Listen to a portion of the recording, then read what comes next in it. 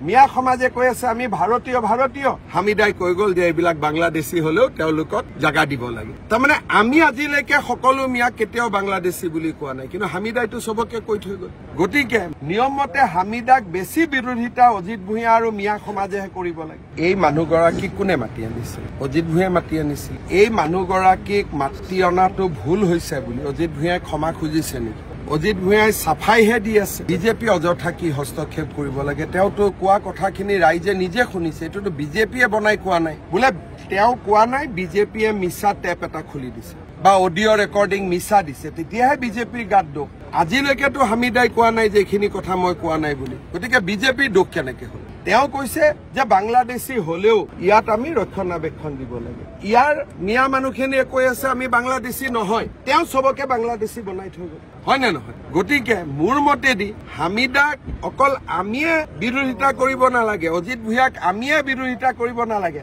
নিয়মমতে হামিদাক বেছি বিৰোধিতা অজিত ভূঞা আৰু মিয়া সমাজেহে কৰিব লাগে মিয়া সমাজে কৈ আছে আমি ভাৰতীয় হামিদাই কৈ গল যে এইবিলাক বাংলাদেশী হলেও তেওঁলোকক জাগা দিব লাগে তাৰমানে আমি আজিলৈকে সকলো মিয়াক কেতিয়াও বাংলাদেশী বুলি কোৱা নাই কিন্তু হামিদাইটো সবকে কৈ থৈ গল